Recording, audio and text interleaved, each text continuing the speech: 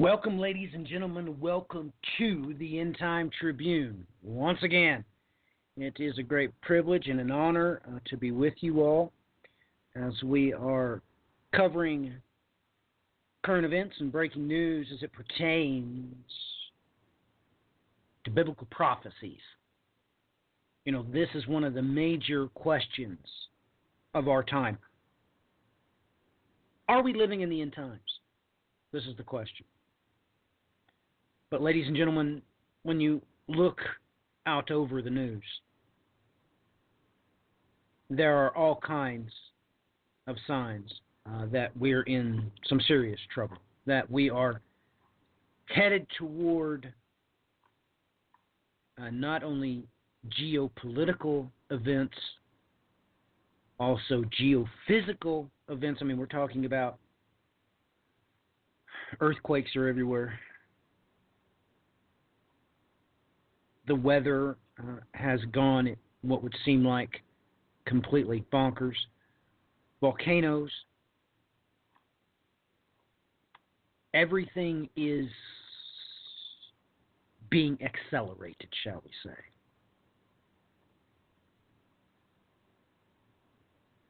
Things are really starting to pass certain thresholds. I mean, the amount of wildlife that's died, both on land and in the sea. I mean, everything that would provide a proper environment for peace and safety is being eroded away.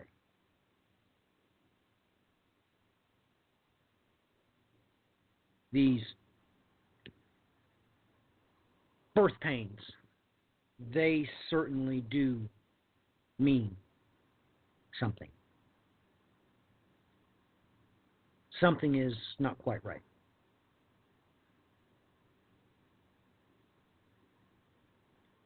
Something is going on. I don't think that you could find anyone that works in fields of higher education that would debate that simple fact that something is terribly wrong. We're going to be talking about some of those things this very day. Let me begin this episode this way. Let's read a little bit from Ezekiel chapter 16, and let's see if God said what he was expecting you to say. Then the word of the Lord came to me, saying, Son of man, make it known to Jerusalem her abominations, and say, Thus says the Lord God of Jerusalem, Your origin and your birth are from the land of the Canaanite. Your father was an Amorite, and your mother a Hittite. As for your birth, on the day you were born, your navel cord was not cut, nor were you washed with water for cleansing. You were not rubbed with salt, or even wrapped in cloths. Ladies and gentlemen, let us remember that's not where Abraham was from. Let me say that a different way. That's not where Isaac was from. I mean, you do all have been told exactly where Abraham was from. I assure you that he was not born in Canaan. His father wasn't an Amorite, and his mother certainly wasn't a Hittite. So, are you completely sure that the Bible's saying what it is that you want to hear? Is God saying something completely different? Something you all probably should consider, I would think.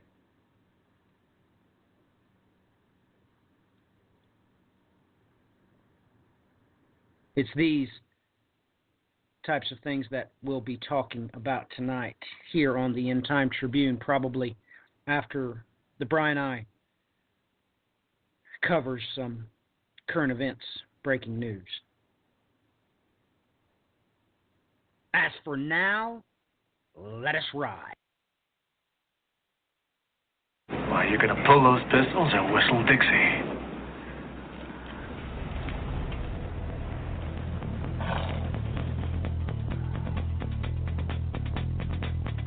Let's ride.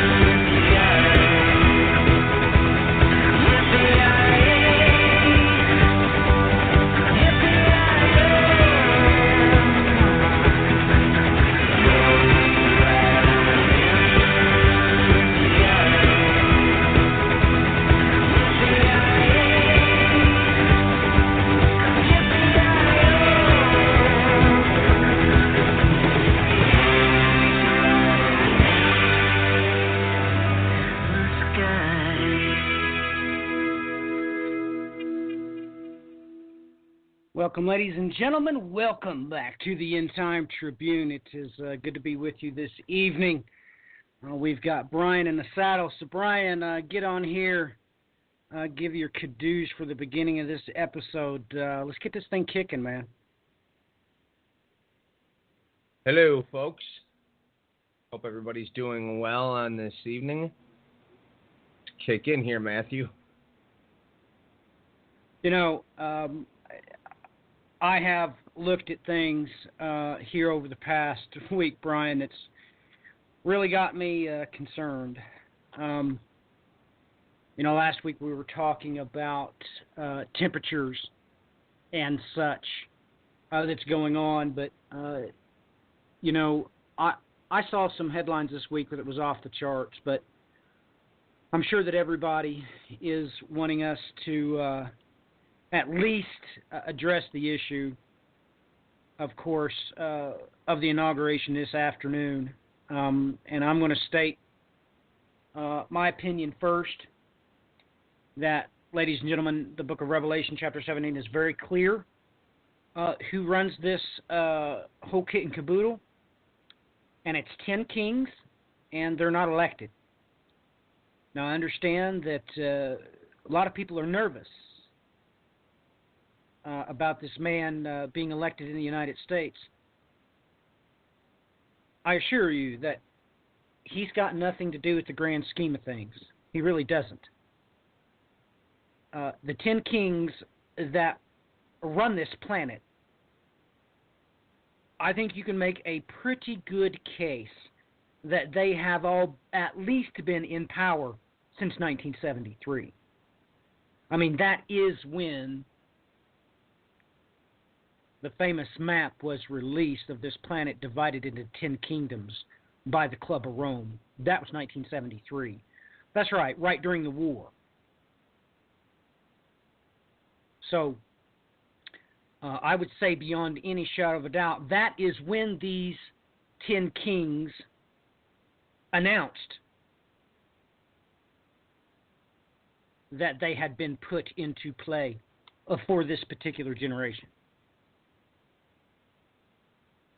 So, ladies and gentlemen, you don't have anything to worry about, and the most important part is that you never did have anything to worry about anyway, because God puts it into the 10 kings' hearts to execute His will. Ladies and gentlemen, it's just not your future, if you're in the family of God, to go through any of the things that anyone's going to go through when those 10 kings and the beast power comes into play. God has always had you in the palm of His hands. No one, no thing can change that. So with that in mind, Brian, what's your thoughts on people, and I mean both sides of the fence, both the conservative and liberal people that make up the church? They all seem to be worried that something is going to happen and it's going to be bad for them. What do you think? Well, the simplest of matters is what's going to happen is going to happen. It's keeping an eye on watching where policy goes from here on out, folks. But at the same time, keeping in mind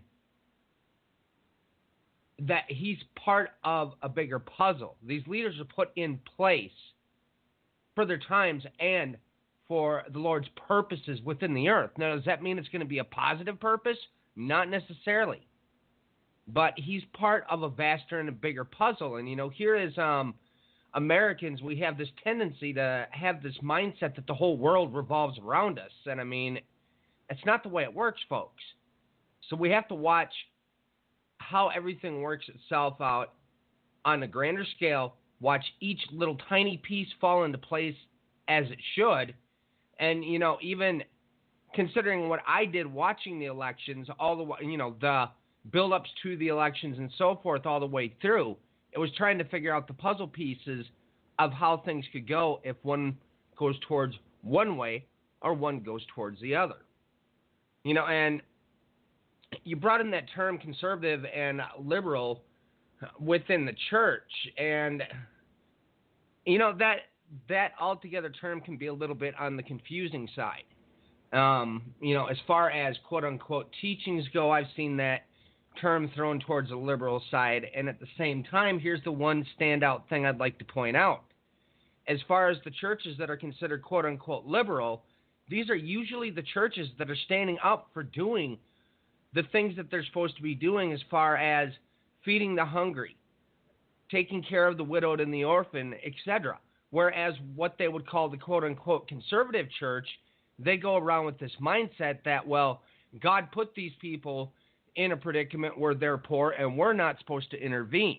And that same kind of mindset also completely saturates the quote-unquote conservative Republican Party. Now, I've got major issues with the Republican Party. But is this the time nor the place for it? No, absolutely not. It's quite simple. A crusader's a crusader, no matter if he's, on the left or the right wing.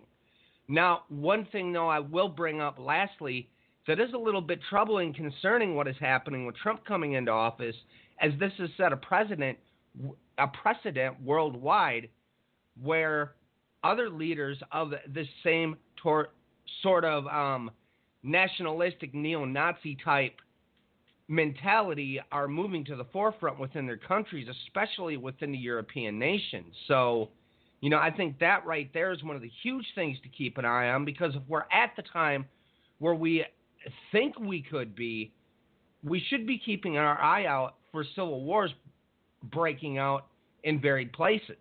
And, America is sitting right on that threshold as we speak, as is. The popular vote, the Democratic Clinton, she won over 2 million votes over Trump within the popular vote. And yet, according to the way the Electoral College works, he was voted in. So this still, this is causing a lot of controversy here within this nation alone, and it's causing a great divide.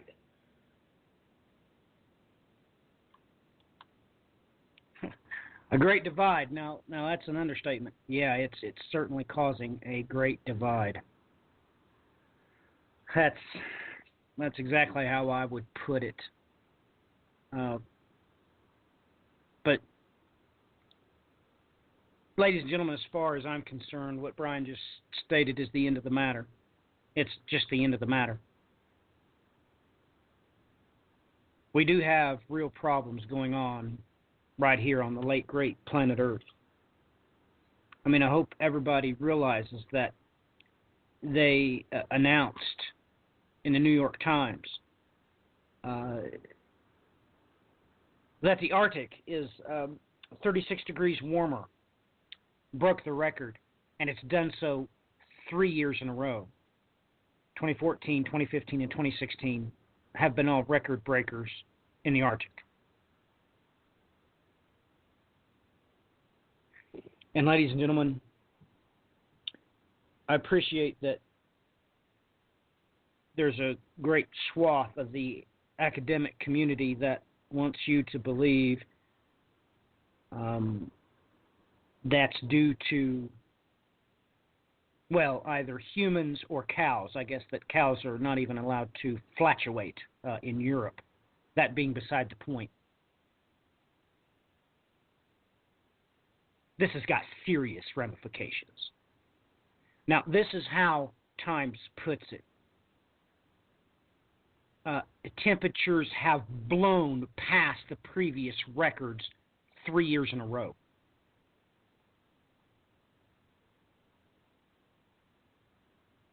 I'm not going to use the terms that they use.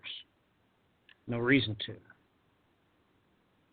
I'm talking about something that's real, not something that's theoretical. I just gave you hard case-in-point data. And the problem is, ladies and gentlemen,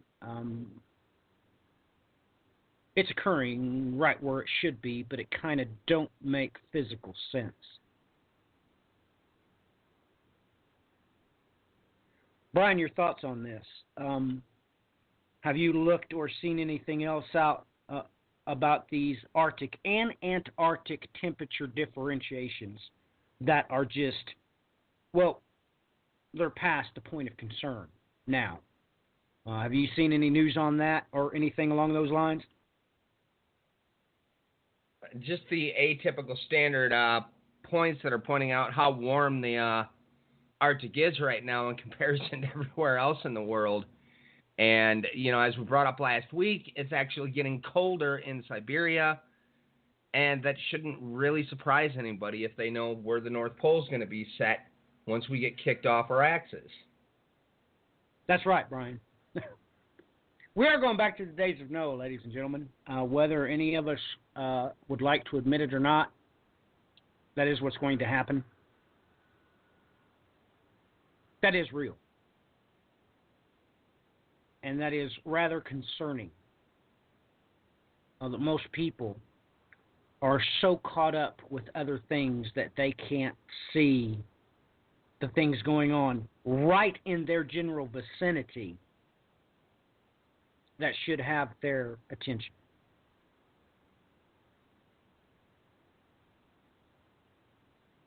I mean, is anybody aware that there was an avalanche this past week, because Italy has had a swarm of 80 earthquakes.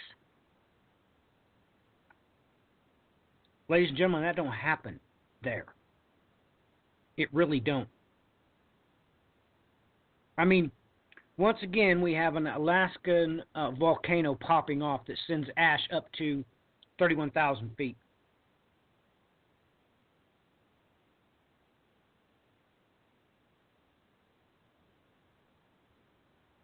How much of that do you think we can take? I mean, if you think over the past month, how much of that do you think we can actually take?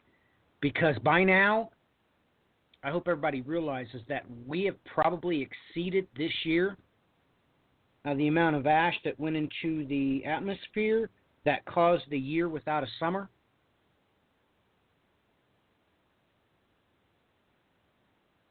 And that's pretty serious stuff. I mean, let me take a look at this article right here. Right here is the headline from the Big Wobble. This came out the 18th. The sun hasn't risen over its horizon for more than 2 months, yet the North Pole was warmer than south of France, Italy, Greece, Turkey, and Syria yesterday. Look, ladies and gentlemen, this is real. You do understand what this headline just said. It's been night at the North Pole for 2 months. But it was warmer there than it was in southern France, Italy, ladies and gentlemen, Greece. Now, come on, ladies and gentlemen, maybe Turkey, but Syria?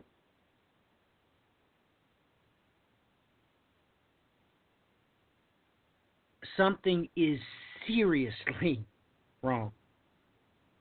Let me read the first paragraph from this. The sun hasn't risen over its horizon for more than 2 months, yet at a balmy 21 degrees Fahrenheit, the North Pole yesterday was warmer than parts of South France, Italy, Greece, Turkey, and Syria. The North Pole was actually yesterday 93 degrees warmer. 93 degrees Fahrenheit warmer than the average temperature for the time of year, and it's been like that for most of the winter, which is incredible when you realize that parts of Greenland and Russia have had regular temperatures as low as minus 71 degrees Fahrenheit. Ladies and gentlemen,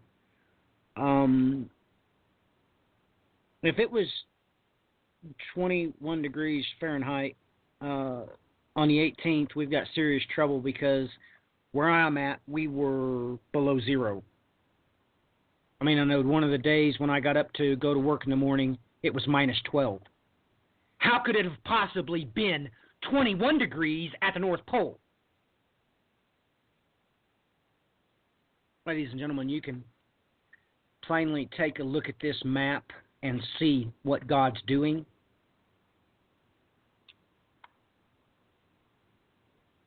I mean, Brian already stated it, that maybe this is why we've been talking about Noah's North and South Pole for so long. But I wonder what the impact is to wildlife. I wonder what it is that's going on that's causing us trouble. I mean, ladies and gentlemen, something is terribly wrong. I mean, let's just shoot this by Brian. Let's just see what Brian even has to make of this. Okay, puberty before age 10, a new normal? Oh, ladies and gentlemen, wake up. Wake up. This article is by Dr. Mercola. Reaching puberty is a rite of passage that we've all been through. But children nowadays are reaching it earlier than ever before, a trend that has both health experts and parents alarmed. Didn't say worried, it said alarmed. Ladies and gentlemen, you know, puberty, which is the appearance of secondary sex characteristics, like, of course, hair, breast growth, these types of things. Ladies and gentlemen, they're not supposed to happen before age 8. But it's up to impacting at least 1 in 5,000 U.S. children, and that rate is on the rise. Even in the last 3 decades, children, particularly girls, are maturing at younger and younger ages. It's 10 times more common in girls than boys. Puberty, once the norm at age 15, now occurring in 7, 8, and 9-year-olds. Ladies and gentlemen, oh my goodness. In the 19th century, the onset of menstruation occurred around the age of 15, ladies and gentlemen. Now the average age of the first period is around 12. Ladies and gentlemen.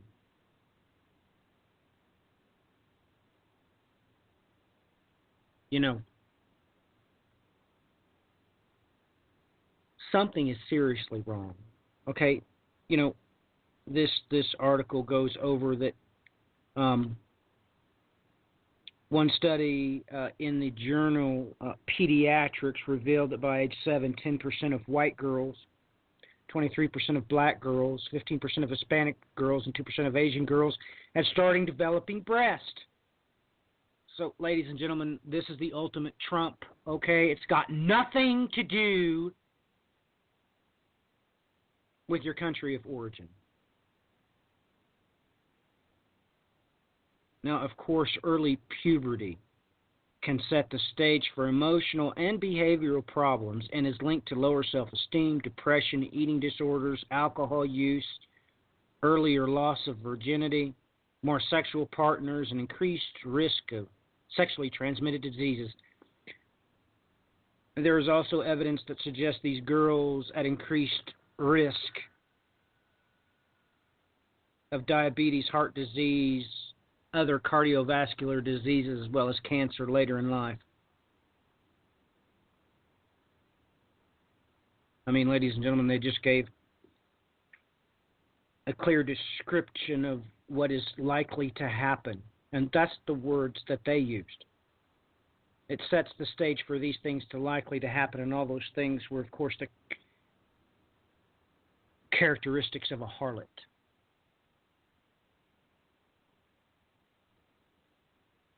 Brian, what do you think about this?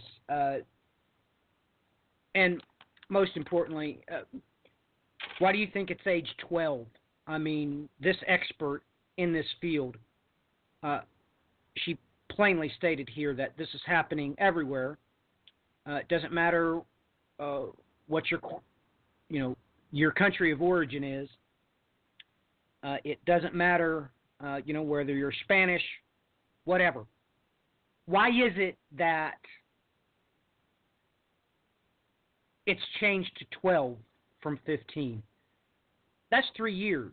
So everything I see I see here is pointing me to biblical things, but please, Bri, your thoughts on all of this, because it really is disturbing. Well, the quite simplest is how much manipulation is being done with the food supply. I mean, they're adding what? Growth hormones into the cattle that's making its way into the milk. Therefore, what is the repercussions going to be on the human body? It doesn't, honestly, it's not too shocking to me that they're seeing this happen now when they've been adding these growth hormones into the milk supply, into the dairy supply. I mean, I don't really know that I need to go much further on that.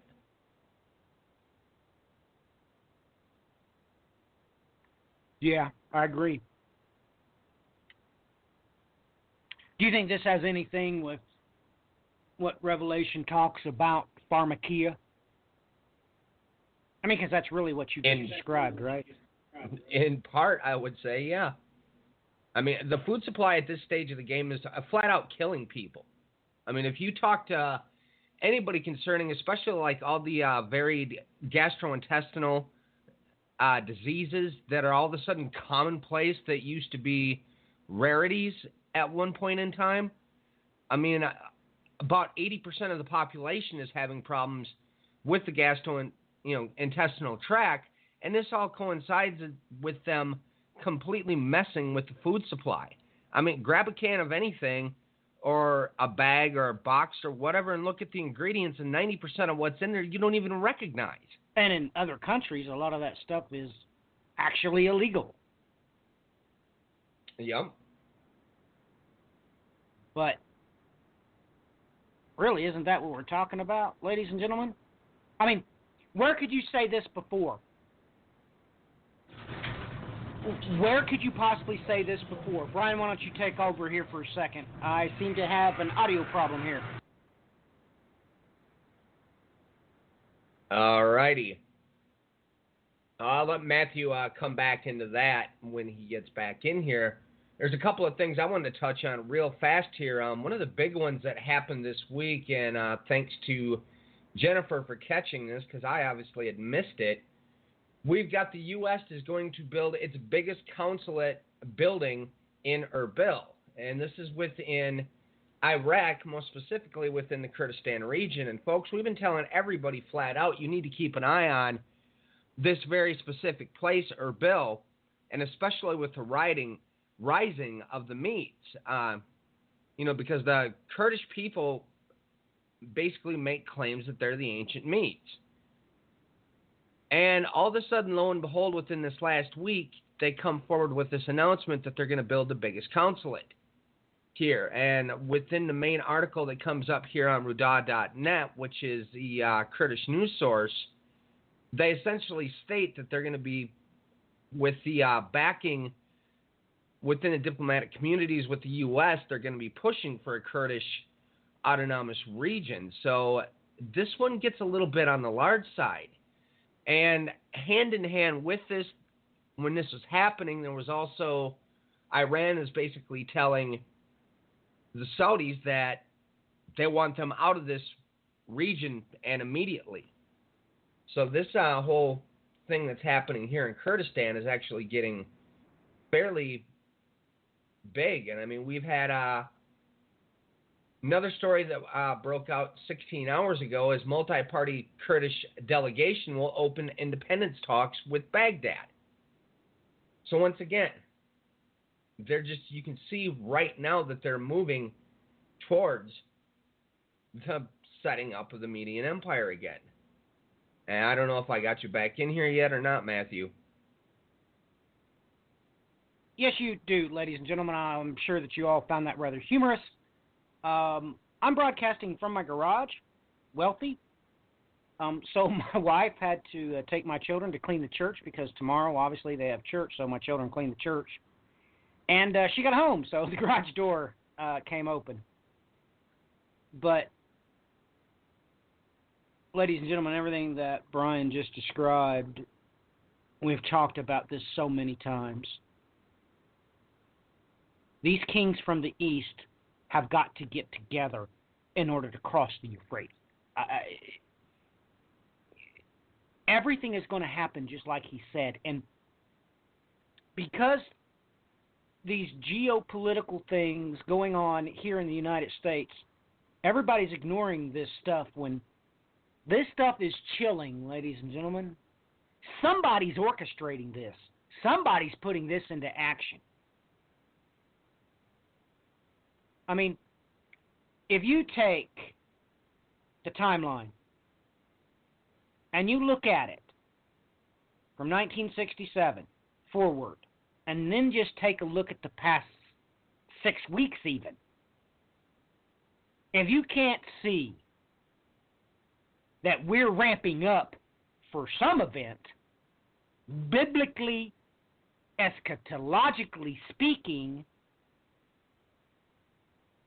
you're being entertained to death, literally to death. Brian, could you find any other way to say that? I mean, I don't know any other way to say that. I don't know any other way to put that.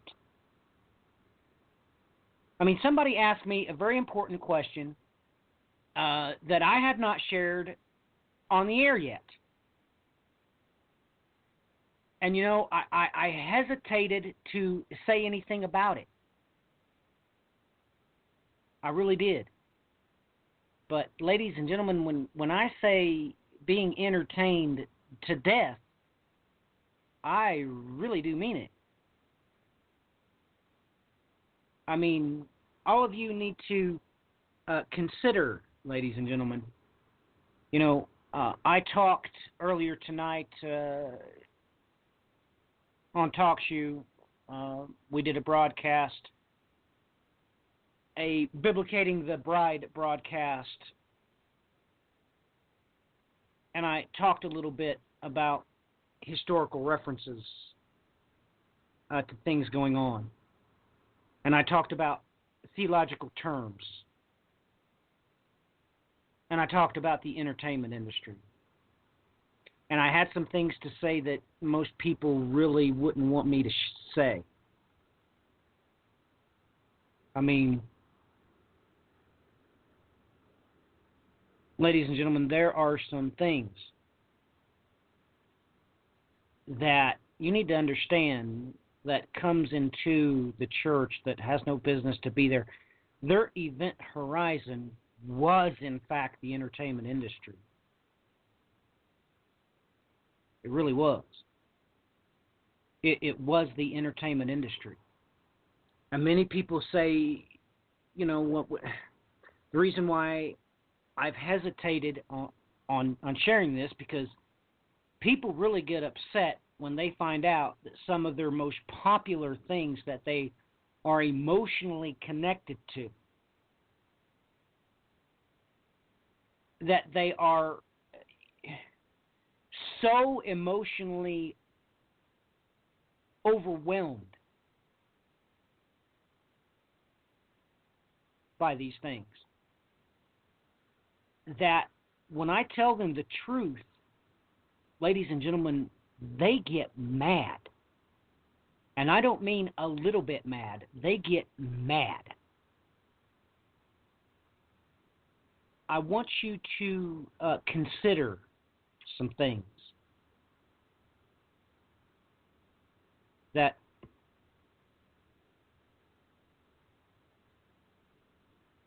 some of your theological terms, they didn't come from preachers. They never did. They just didn't. They literally came from the entertainment industry.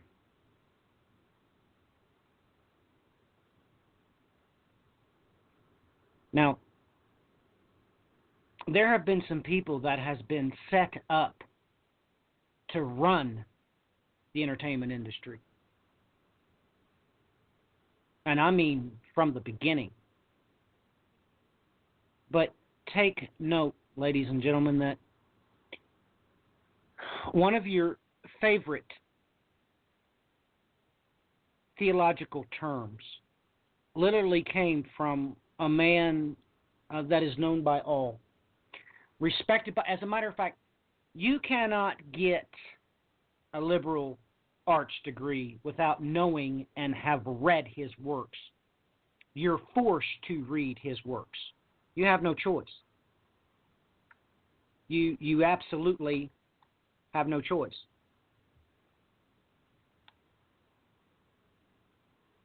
And that's the truth. I mean, you have to get test, ladies and gentlemen, where if you do not answer the questions correctly, you're not going to graduate. And that's the truth. I'm telling you the truth.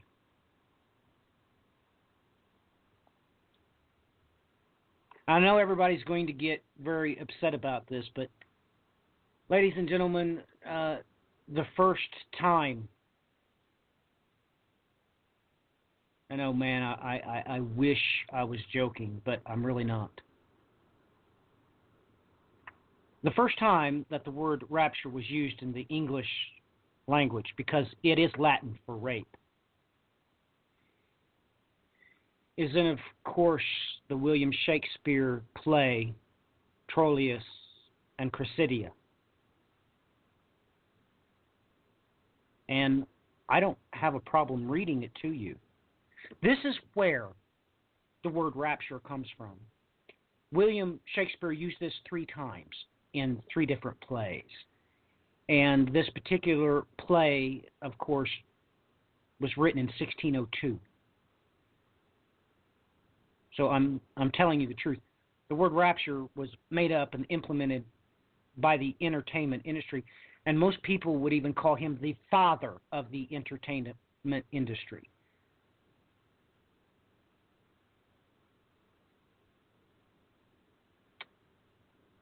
Here is the stanza. But though I loved you well, I wooed you not. And yet, good faith, I wished myself a man, or that we women had men's privilege of speaking first. Sweet, bid me hold my tongue, for in this rapture I shall surely speak the thing I shall repent. See your silence, cunning in dumbness. My weakness draws my soul of counsel from me. Stop my mouth. Ladies and gentlemen, you do understand what that line was about, right? You see, he put the word rapture there because the character in this play loved this person but had not wooed them. They were not impressed. And the only way for them to get what they wanted was, of course, through a rapture. Ladies and gentlemen, I'm not lying to you. I'm being perfectly honest with you. That's where the term rapture comes from in English, because its first usage was the head of the entertainment industry, William Shakespeare. That's the truth. Let's talk about his play the second time. Well, these 2 plays were basically written at the same time. You have some consternation about the date, but basically the play Pericles was somewhere 1607, 1608, something like that. This is the stanza. Believe it I will, by your furtherance I am clothed in steel. And spite of all the rapture of the sea, this jewel holds his building on my arm. Until thy value I will mount myself upon a cursor, whose delightful steps shall make the gazer joy to see him tread. Only, my friend, I yet am unprovided of a pair of bases. Ladies and gentlemen, in spite of the rapture of the sea, that's not good connotations, and Shakespeare never meant it in good connotations. Now, this next reference, they push this back as late as 1608. And these are the first three instances of that word rapture in the English language. It did not come from an academic source. It didn't come out of some professor's published work at a theological seminary. That's not what happened.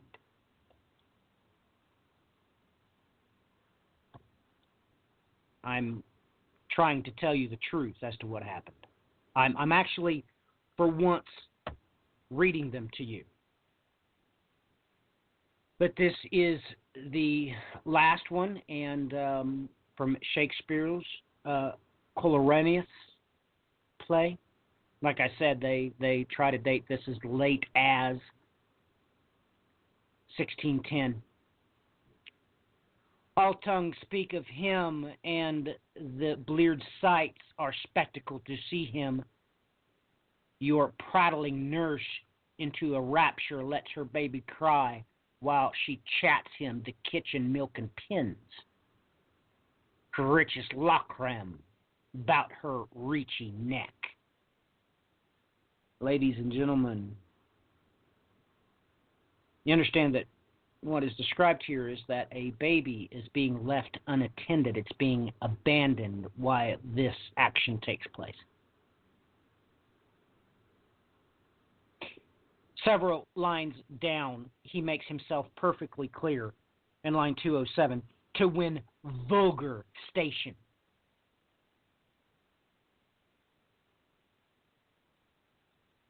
So, ladies and gentlemen, I'm telling you the truth, and I earnestly and urgently suggest that you check my facts. But I will make that perfectly known up front. I just told you the facts. Those are the facts of the matter. What I just told you is real. I'm sure that most of you realize why I've never told you that before. Because you talk about people getting very upset when they realize that this actually stems from the entertainment industry. It did not come out of a theological seminary. It did not come out of no institution of higher learning. It came out of a Shakespeare play.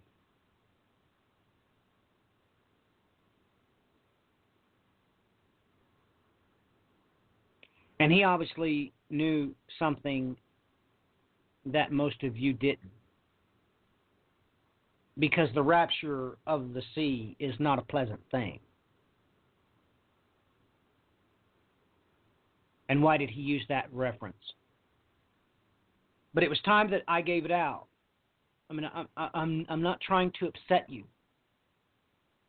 I'm just telling you where the word comes from. And I just proved it to you. This was not made up from some preacher's pen. It was made up in a play from a playwright's pen, intended exclusively for the entertainment industry.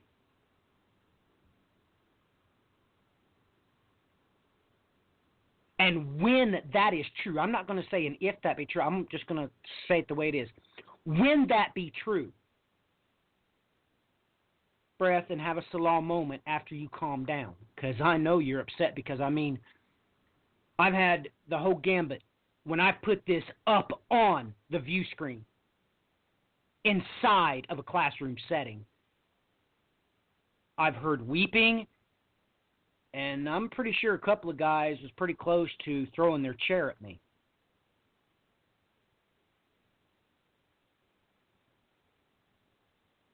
Of course, once they looked me in the eye, they thought better. But guess what? Within 3 weeks, they were calling me. I mean, I had one pretty wealthy individual, had went all the way to Chicago because it was only there inside of libraries he wanted to see the proof. He got it. Point blank range, both barrels square in the chest. I'm telling you the truth. This didn't come out of any preacher's pen. It came out of a playwright's pen. Never intended for biblical study. Brian, your thoughts on that, and how how can we calm people down? Because I've seen this firsthand when I shared this. Brian, people went ballistic. They couldn't understand it. So, maybe you can say something better that will help calm them down. I don't know, because I know that, there's been times, in your life when you found something out that you had believed for a very long time, and all of a sudden it wasn't true. So your thoughts and anything you can add to help the listener to understand what I just said, I guess.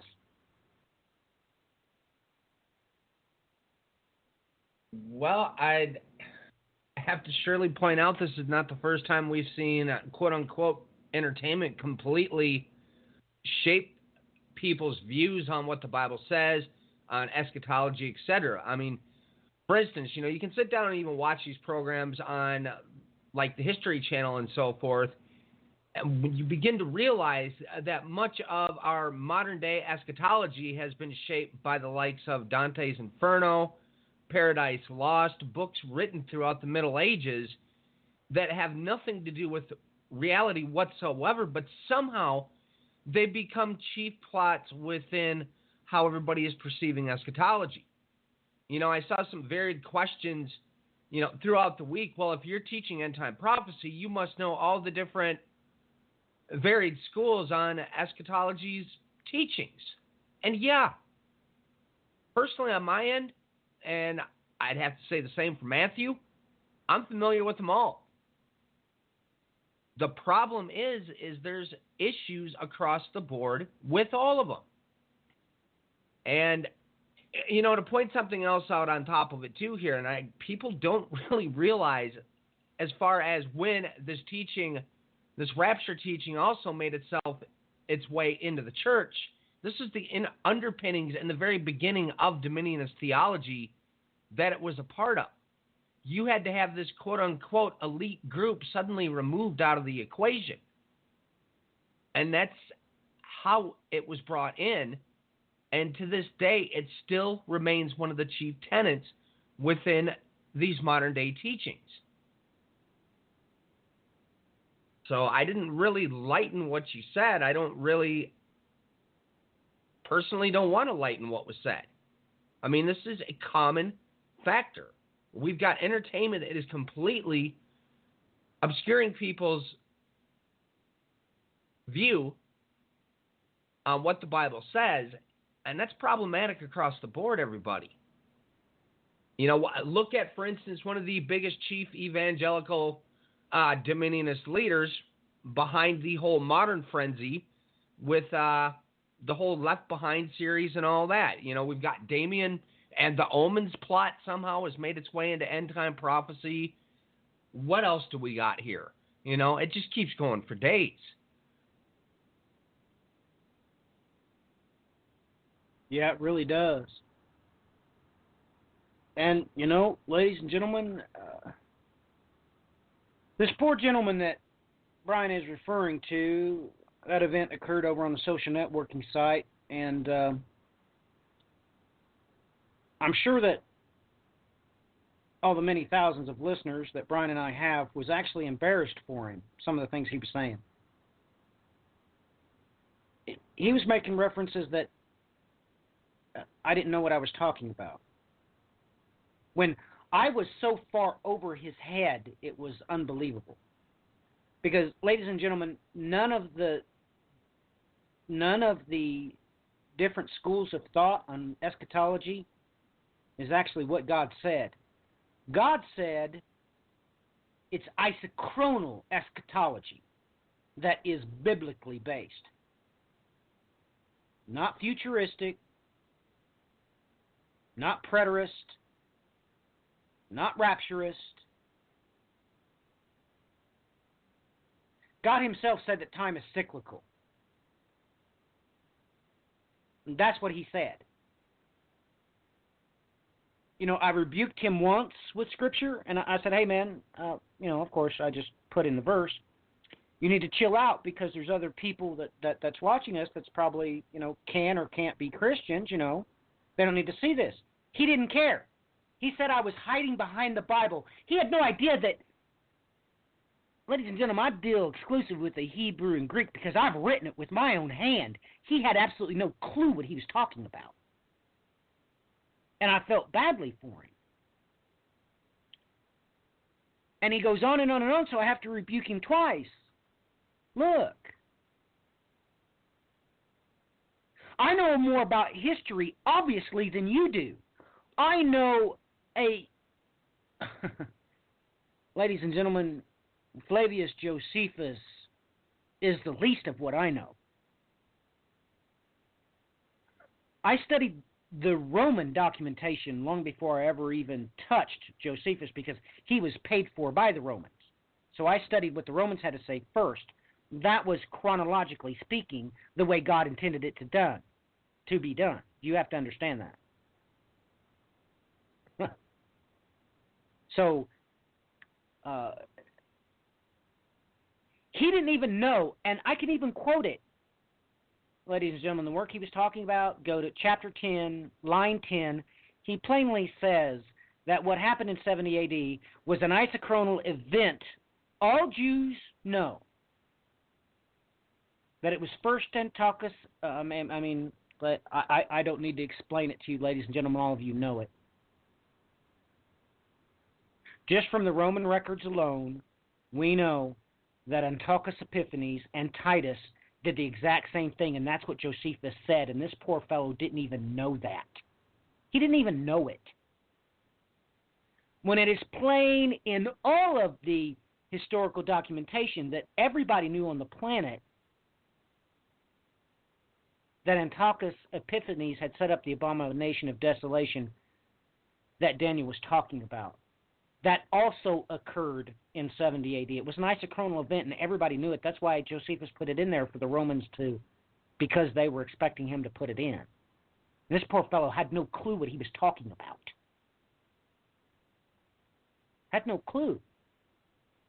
So after I'd rebuked him twice, I had no choice. I didn't block him, but I had to remove him from friends so he couldn't keep embarrassing himself.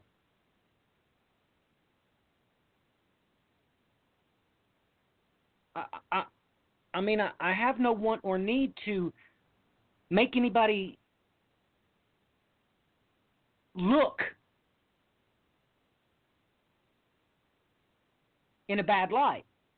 I just don't. But he was what he was. He was saying such things, and I'm sure, everyone that was part of the ecclesia was feeling bad for him because he wouldn't stop. He was embarrassing himself. He was making himself. It was apparent to all. He had no clue, not only what he was talking about, but who he was talking to. He had no idea. No idea.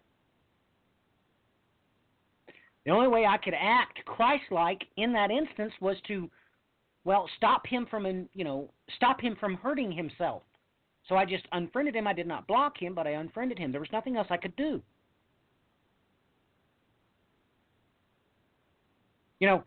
It amazes me that people don't realize that the ancient commentaries written to explain Shakespeare's play literally defines rapture as a fit seizure convulsion. Of course, back then, they were expecting you to understand that it was not politically correct to actually say rape. Ladies and gentlemen, we're going to take a short break, and when we come back, we're going to, of course, talk about some celestial-semiology. You should look that up. That is biblically based, of course. But we have some signs in the heavens that need to be taken a look at because this particular sign God has provided to us, of course, represents the woman in the heavens. With that in mind, ladies and gentlemen, we're going to take a break. I hope you all do enjoy. And please do remember that He is the King. Besides Him, there is no other. And you are in the hollow of His hand. And, ladies and gentlemen, to the children of Israel, it really didn't matter what was happening to the Egyptians. And God's already made himself perfectly clear that the bride on a world global scale has been put into that same bondage, and God himself said that he is going to again have to gather her, only now her is from every nation, tribe, and language. So there's Russian women, German women, African women, there's Australian women. Oh, by all means, of both flavors. There is European Australian women, and there is Aboriginal Australian women. He was expecting you to know. That's why he said what he said. So do not worry. You are safe in the hollow of his hand, whether you understand that or not. That is true.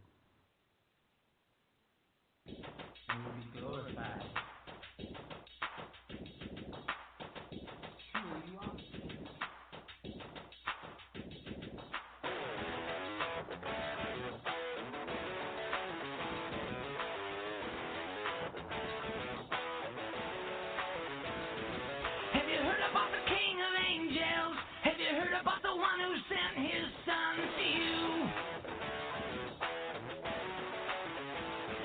He's the one who rides the ancient skies. He's the Lord of all, and he's making all things new. I can look up in the sky. I'm gonna fly away. Whoa! If you're waiting for the King of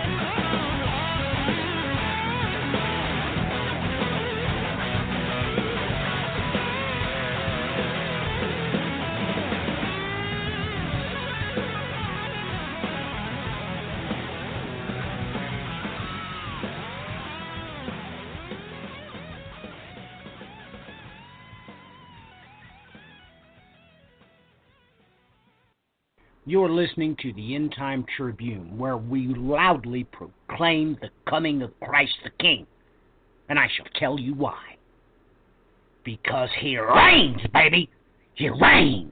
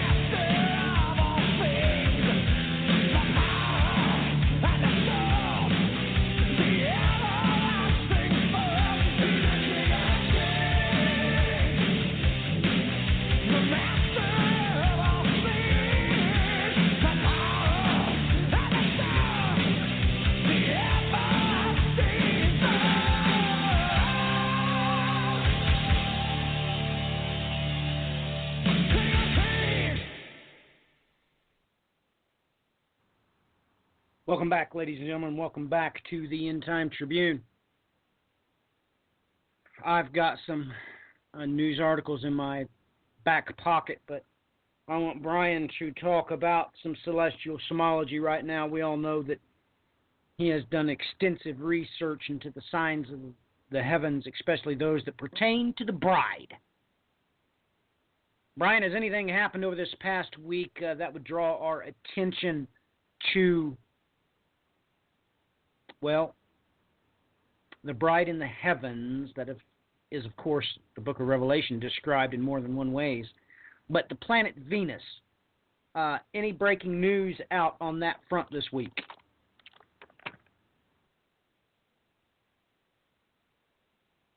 It's been a giant wave spotted in the atmosphere of Venus. Huge wave has been spotted in the upper atmosphere of Venus, baffling scientists because it's staying so still above the planet's surface. Usually clouds in the region move at about 100 meters per second. whereas this cloud is stationary compared to the planet's rotation. New work suggests that the wave was created in the lower atmosphere when it flowed over a mountain, which would be similar to a phenomenon on Earth called a gravity wave. The feature related to atmospheric flow over mountains has nothing to do with the similarly named gravitational wave, which refers to space-time ripples in the early universe. Although it is unclear whether gravity waves induced by mountains can readily propagate towards the clouds' tops of Venus, the observations suggest that the atmospheric dynamics of Venus are more complex at depth than previously appreciated. The new findings came from observation by Japan Akatsuki spacecraft, which orbited Venus since 2015. The work was detailed yesterday, on the 16th of January, in the Journal of Nature Geoscience, as it was led by Makoto Toguchi at Rikyo University in Tokyo. The standstill region is about 10,000 kilometers in diameter and hovers over mountains on the planet's surface shaped like a bow and very bright, the study's authors said. The strange feature was observed by the Japanese Aerospace Exploration Agency Akatsuki spacecraft, which entered Venus's orbit in late 2015. Venus has been known for its weird cloud formations for more than 50 years. For example, a large Y-shaped feature was first observed in ultraviolet light. The Mariner 10 spacecraft in 1973 discovered that this feature also moving independently of clouds in the same region. In 2015, scientists hypothesized it may be created by centrifugal forces which draw things on a rotating body away from its rotating center, much like a centrifuge. The European Space Agency also investigated the role of mountains in disturbing Venus's atmosphere in 2016 based on observations from the now finished Venus Express mission. Scientists found that air filled with water vapor rises up from the lower atmosphere as it moves over the planet's mountains and creates gravity waves. Despite the similar name, these have nothing to do with gravitational waves, which are ripples in space-time. Why does this article keep repeating itself, for Pete's sakes? I'm stopping here. Well, I think they pointed out what they wanted you to see as far as eschatology is concerned, because I've said the date 1973 more than once today. I'm not sure which broadcast it was on, either on this one or Biblicating the Bride, but you did catch that Mariner 10 spacecraft was there right during the Six-Day War, right? And why do they keep trying to make you think that gravitational waves? I mean, why do you need to repeat yourself, ladies and gentlemen? Brian pointed it out. They already said that, by the way. Why are they wanting you to see this phrase, ladies and gentlemen? Because they went way out of their way to say these waves are ripples in space-time. Well, of course, you're talking about the firmament. Ladies and gentlemen, I do have a hypothesis that is based upon an extra biblical research done by Dr. Paul LaViolette that lines up exactly with what God actually said, that he's going to ride a cloud, impact us on the day he stands up. On the day all of creation stands up, by the way, which really, astrophysically speaking, can only happen like one way. Just one way.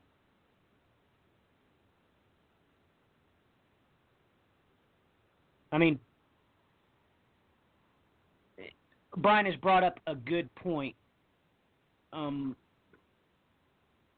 once again, you know, at the end of this article, they want you to also see that it's like sea waves on a shoreline.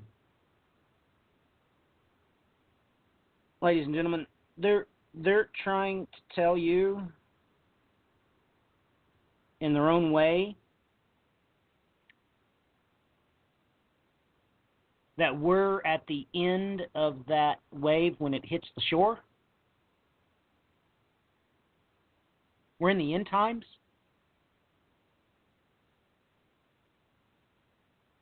Ladies and gentlemen, when these waves magically, they say, the waves then propagate vertically upwards. Really? Now, that I'd like to see. That I would like to see. I really would. And they break just below the cloud top. Really? So you've been down there to check this out. Ladies and gentlemen, this is very disturbing. Brian, how many times have we talked about anomalies occurring just on the celestial sign of the bride, Venus? I mean, there's several things we could talk about this. I mean, one of the big things you talked about, you might want to refresh everybody's memory over, because Venus can become like another celestial object, and we have proof of that. So why don't you talk about that a little bit? What kind of anomalies are known to occur on the planet Venus as far as the atmosphere is concerned? Well, I think the most interesting one that we've already seen come to pass was the fact that it grew wings.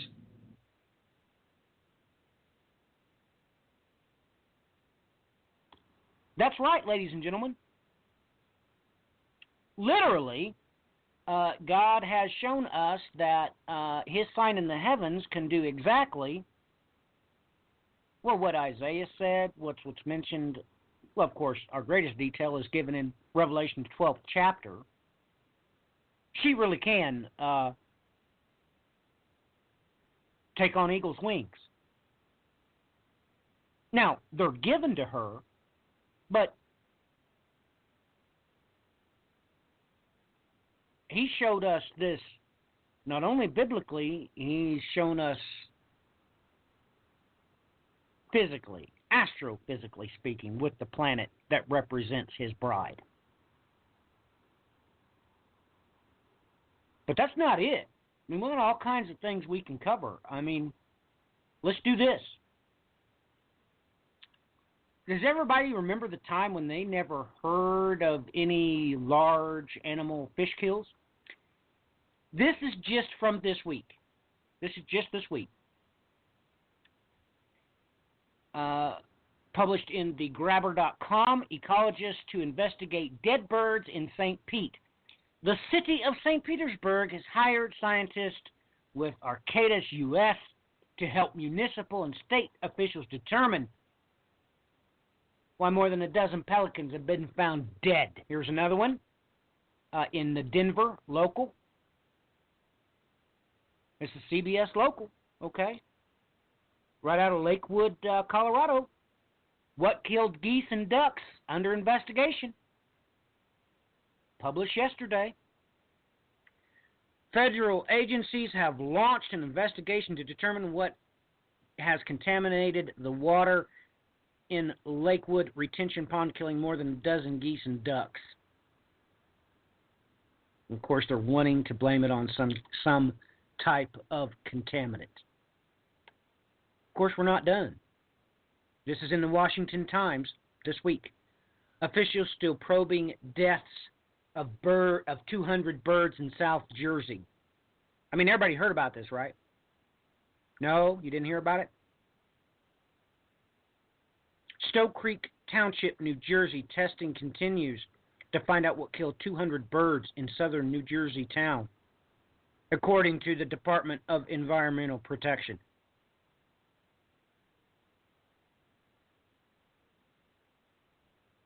We're not done. This is this week, okay? Stinking dead fish portend major problem with carp herpes disease.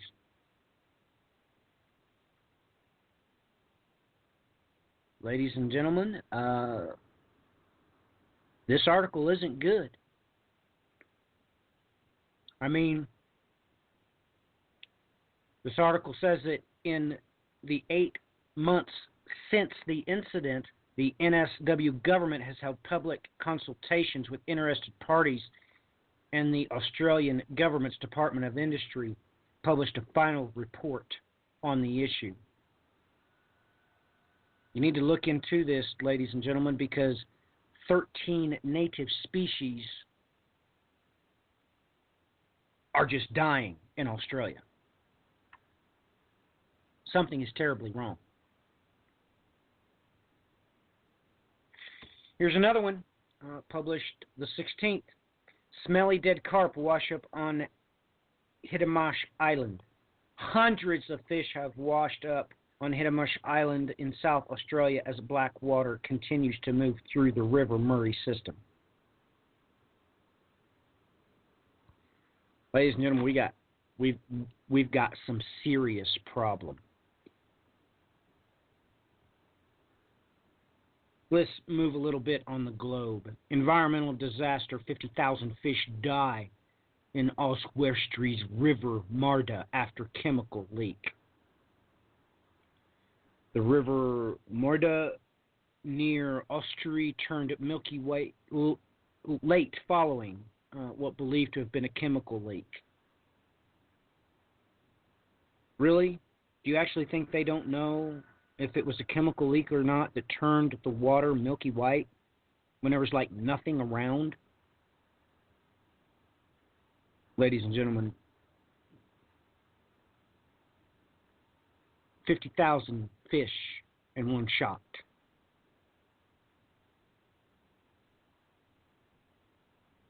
These fish and bird kills continue to happen. They are literally on a weekly basis.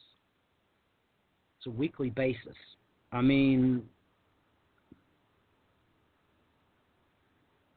this continues to go on, and it amazes me how sometimes they will say things in the articles like the one I just read. Ladies and gentlemen, you don't think they would know within a matter of minutes if something had produced a chemical leak that turned the water milky white?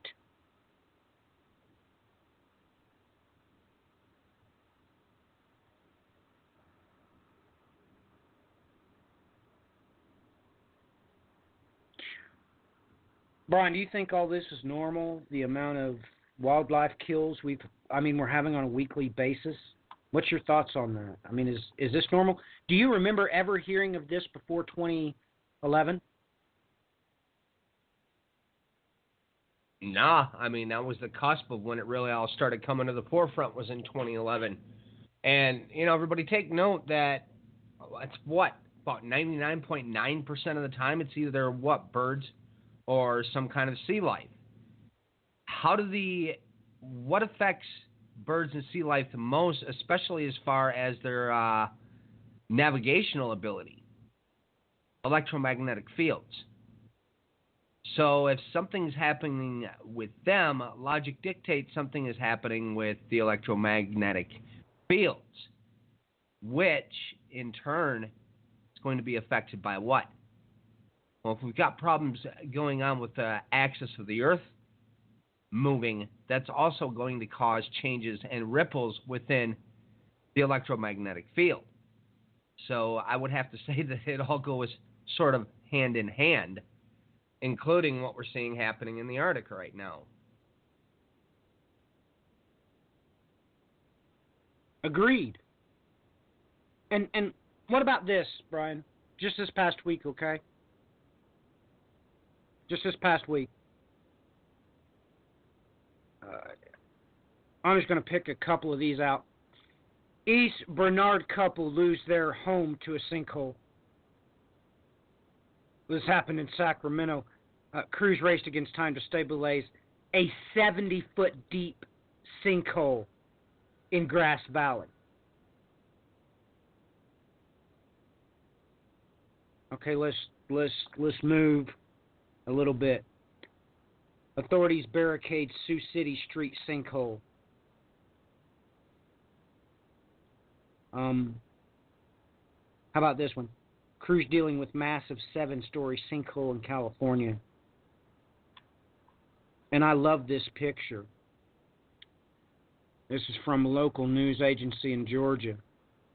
Sinkhole swallows excavation truck in Georgia. An off-duty hydro excavation truck transporting approximately 1,600 gallons of water fell into a huge sinkhole in Hall County, Georgia. And yes, it swallowed the whole thing. Brian, really? Really? In 2010, could you do a new search for sinkhole in the past week and find anything? And I don't care which week in 2010 you would have looked.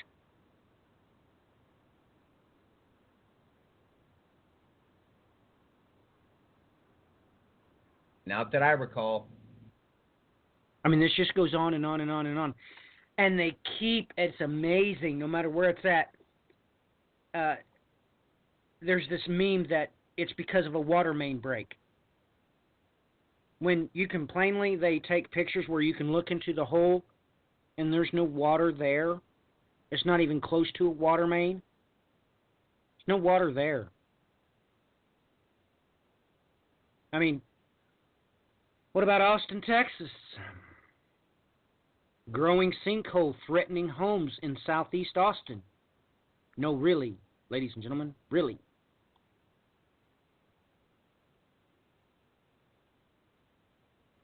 I mean, this is from the East Bay Times, of course, California.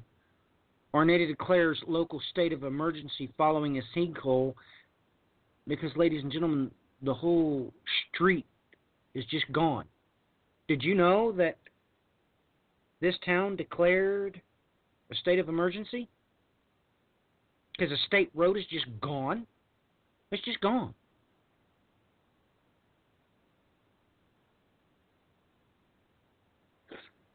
Brian, you realize that what will naturally occur in a sphere if it increases in size, because it is a sphere, physics mandates that everything maintains an equilibrium.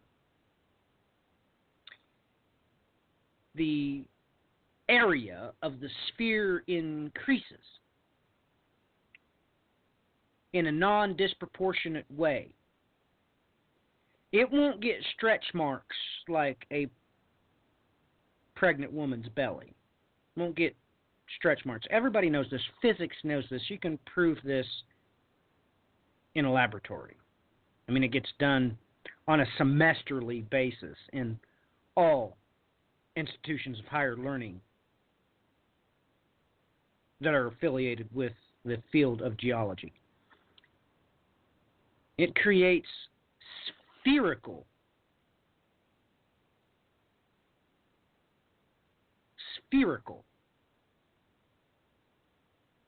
voids in the surface.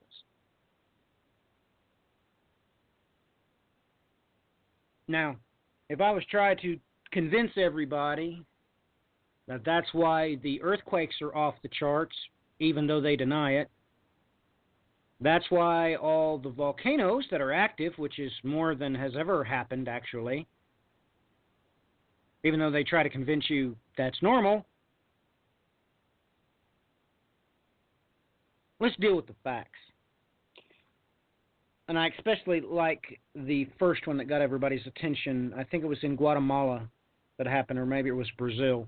This abyss that opened up that swallowed several businesses, and it was just bottomless. No water, nowhere. It was just a void.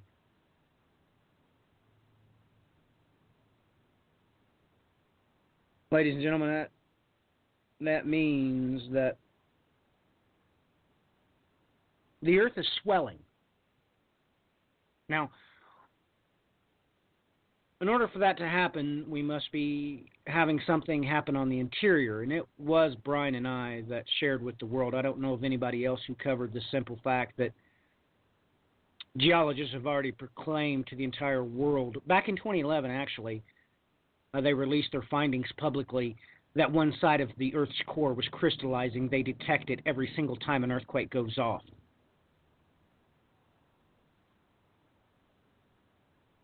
Ladies and gentlemen, it was warmer this last week at the North Pole than it was in Syria. Ladies and gentlemen, I don't care how you want to convince yourself that is not normal. That's impossible. It's impossible. Did you not hear what the scientists said? It's not in the middle of summer at the North Pole, ladies and gentlemen. It's been in the middle of night for 2 months.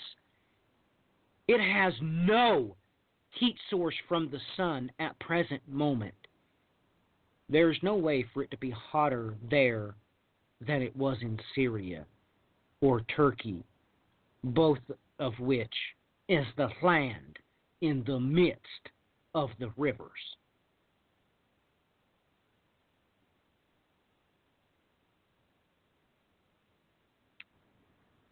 We would have to be heating up internally.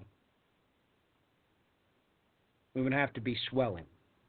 You know, if I was a midwife, I would put it to you like this. I would call this Braxton Hicks contractions, which is forced labor. It always happens before the actual labor sets in, especially if it's your first baby. Your body's actually practicing before the tribulation of the birth itself. Of course, you all know that back in history, what was the number one cause of death with mothers? It was their first baby being born. So the body naturally, if it's your first baby, you will naturally have false labor, which is Braxton Hicks contractions, so your body can practice and get ready for the birthing process.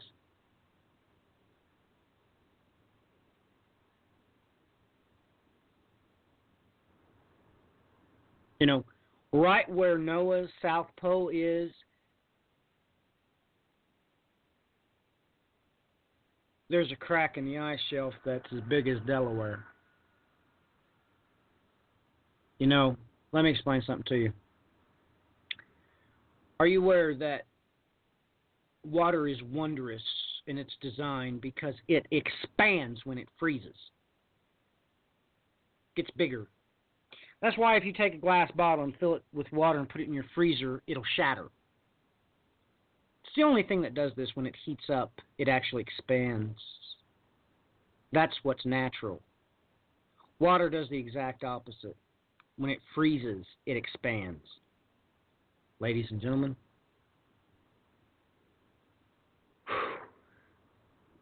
I'm not lying to you.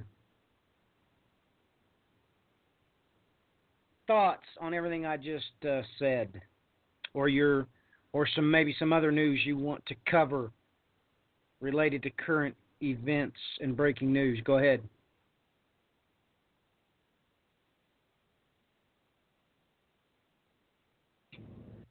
Maybe stroll through a few things here quick in news. I mean, this is just it. I'm getting really frustrated and irritated by this, and it's been the fact the whole week is the news feeds are congested with nothing but this stupid inauguration.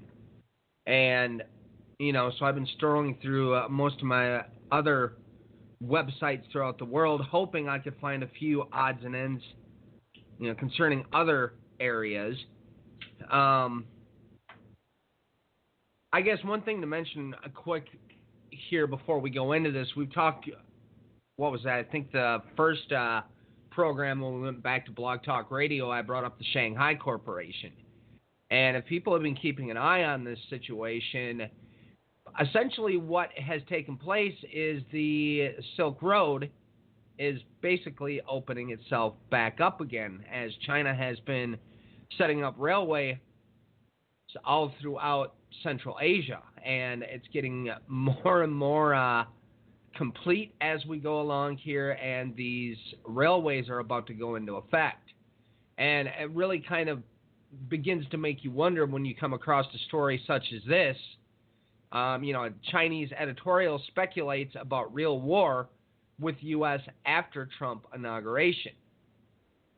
And this is essentially what they're talking about here is a trade war, as you'll see with the next subtitle. A Chinese editorial the day after U.S. President Donald Trump's inauguration took talks of a trade war, even further speculating on the possibility of a real war between the two. Ed Zhang, editor at large of the China Daily, asked, will there be a trade war between the two largest trading powers? And noted that many are saying a showdown with China is unavoidable and imminent. Trump showed no indication to back down in his inauguration speech January 20th, Zhang said, noting the new president's promise that every decision on trade, taxes, immigration, and foreign policy will be made to benefit American workers and American families. Zhang speculated on what that might mean for the Chinese businesses. If there's a hike in tariffs across the board, the Chinese companies will lose a lot of orders for the same goods they have been shipping to the U.S. market for the last decade, he said. But they might gain an opportunity to offload products that are profitable or that are made with environmentally cost materials. Now, everybody, we talked about this now for weeks on end to keep an eye out for this very thing. Essentially, there's got to be a reason that the 10 kings are going to burn her. And right here, they're telling you everything we've stated over the last few weeks. Let's see here. I already covered that one earlier.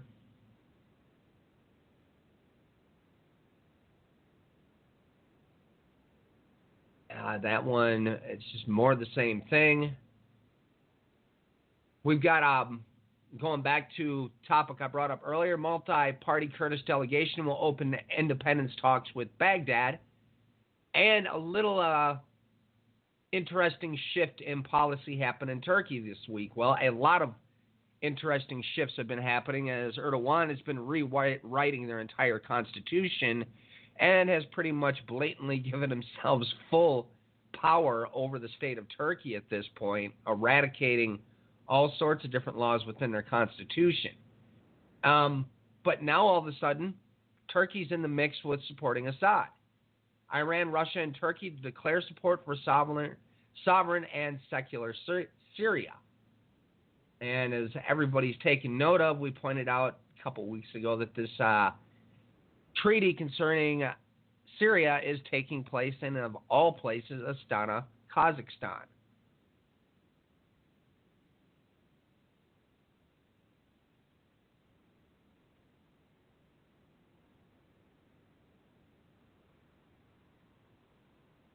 Everything flaring up in that region.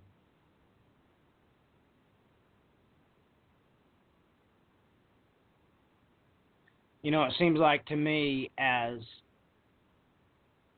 they increase in power,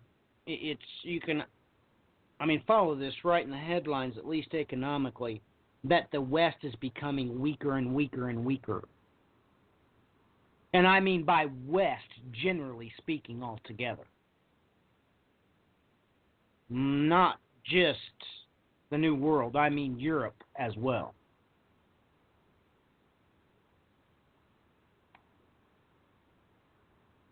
And you know,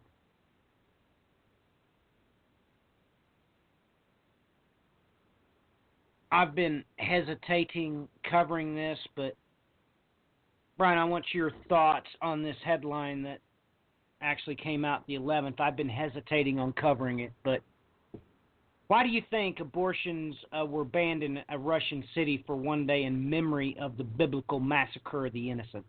Is this just random?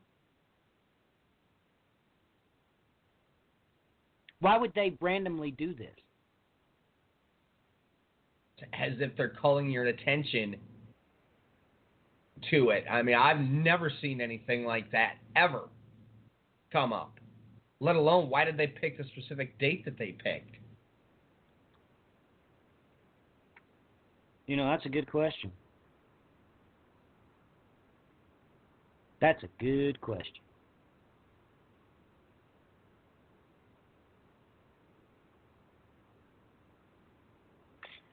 We're down to just 18 minutes left. We're going to take another short break, and I'm going to urge Brian to look for some few things because I don't think he's ran his course yet. And that's the feeling I get. So we're going to play a new song that was found by my daughter, of course. I hope that everybody enjoys it. Let me see here.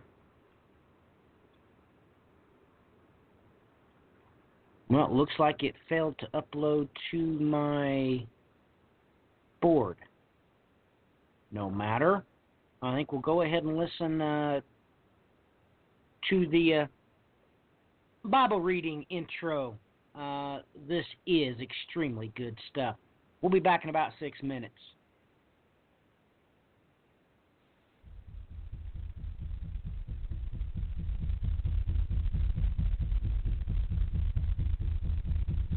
Welcome.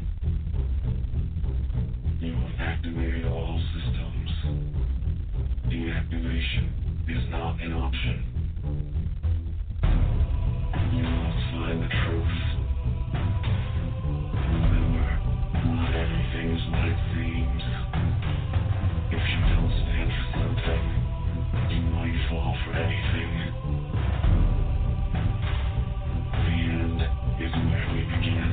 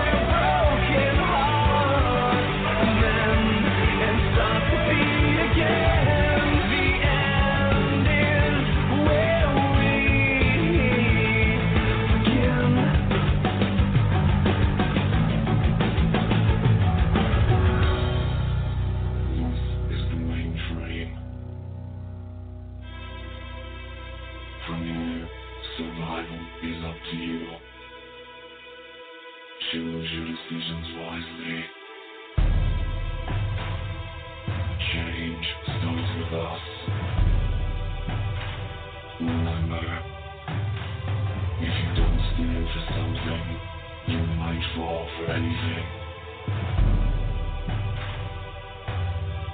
Because the end is where we begin. That's right, ladies and gentlemen. The end is where the bride is going to begin. That's a fact. Brian, did you see anything, that news that you wanted to cover, or even a scripture that you was wanting to look at before we sign this off?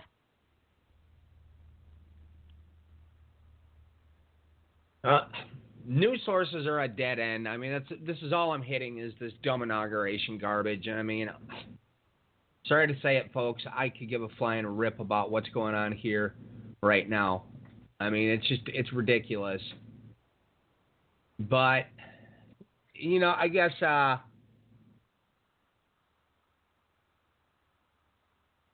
maybe talk about some of the areas of stuff I've been working on throughout this last couple of weeks. I've been stuck once again back in Central Asia, most specifically looking at the sort of central pivot point of Kazakhstan. And this is going to lead one to start thinking considerably about some varied things going on in Ezekiel 39 and 38.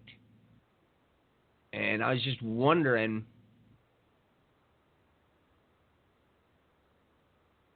talk maybe on some of that, on some of these misidentifications that we've been dealing with here throughout time. Sure, but go ahead. Considering we're at a Sure. 15-minute mark here. Yeah, well, it'll just be putting the primers in the rounds we're going to fire later, so go right ahead.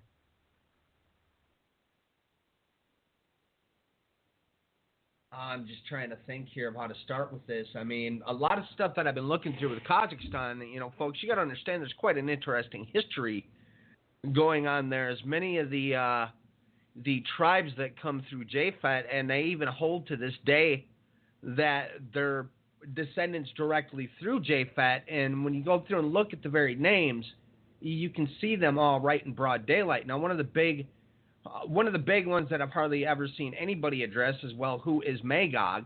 And we've had some varied ideas that have come down throughout history. Even some of the different Middle Ages writers and all that have brought this up. But we had touched on this actually quite extensivly. We brought up Togmara itself as far as Turkey is concerned and the Turkish people. But when we touched on the Huns, but we really didn't touch on one of the other chief names that goes hand in hand with the Huns, which is the Magyar, which is Maygar, and that's going to lead you to only one place, and that's Magog itself. So we've got that quite simple designation pointed out there with that one, so it gets in. We talked about Gomer and how that turned into the Cimmerian tribes, which were expelled up and into the north of Israel, right where they're specifically supposed to be, up in going into France, going into Europe, and all those areas. We've got the Scythian. They don't seem to come up at all whatsoever concerning the War of Gog and Magog, and we've got definitely their descendants are spread all over the place. But let me point out one specific place that is, and it's even retained in all the ancient Russian histories. There's still many in Russia that claim to this day that they are descended from the Scythians. And yet, we have people commonly identifying the Scythian, are identifying Russia as being part of the Gog and Magog War. And this kind of goes into a twofold thing that I've seen brought up nonstop.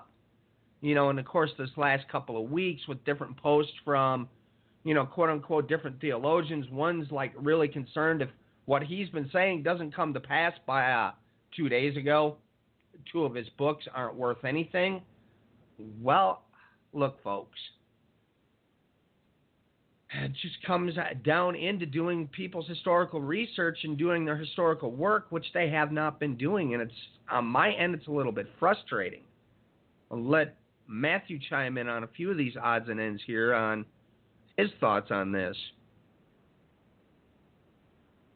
Well, that's what we were dealing with earlier. The entertainment industry getting involved with history. The entertainment industry getting involved with theology. Ladies and gentlemen, you're going to have to put your bootstraps on and get into the history and find out, ladies and gentlemen, that stuff being propagated in the body of Christ is absurd. It's absurd. It's absolutely absurd. You know, one thing's for sure. Ladies and gentlemen, we just mentioned Delitzsch and his translation. I hope everybody knows when the first immigration of Jews back to Israel happened. I do hope you realize that coincides with Delitzsch's publication in 1877 of the New Testament.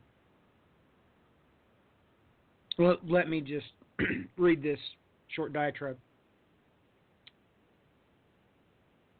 Delitzsch's translation of the New Testament to Hebrew in 1877 is still considered the standard New Testament edition in Hebrew. In its 10th edition, it was revised, of course, by Ulrich at Delitzsch's insistence.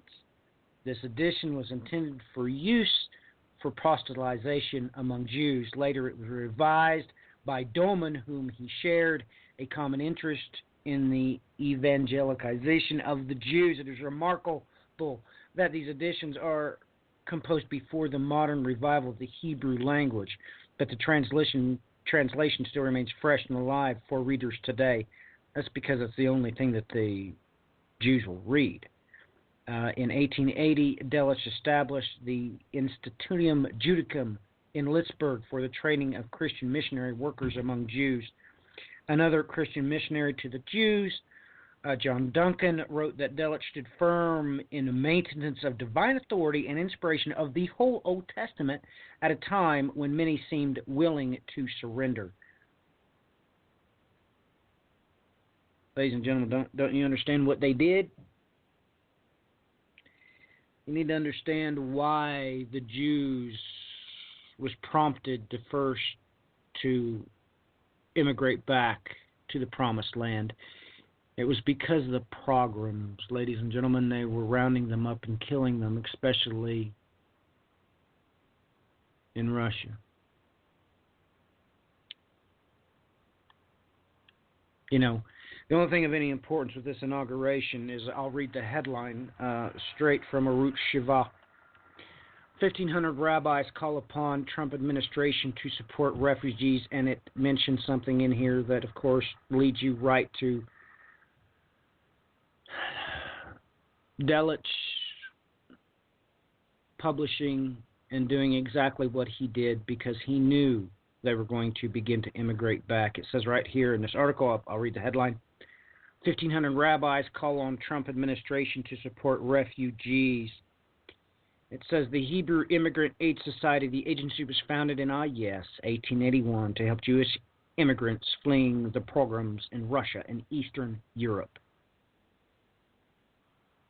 Here, let me explain it to you. Brian was just mentioning the countries that these Jews were fleeing from. God was forcing them to go home. And all those Jews that become Christians did so because of not only the Hebrew Immigrant Aid Society. More importantly, ladies and gentlemen, Delitzsch did everything he did with the Institutum Judicum. You need to understand that he somehow miraculously knew. That's why he pushed, that's why he insisted that the top world-recognized authority in biblical Hebrew honored Ulrich. He insisted that he check his New Testament translation. That's it for us. We're at the mark to sign off. We've got 60 seconds left. Until next time, ladies and gentlemen, good night. God bless.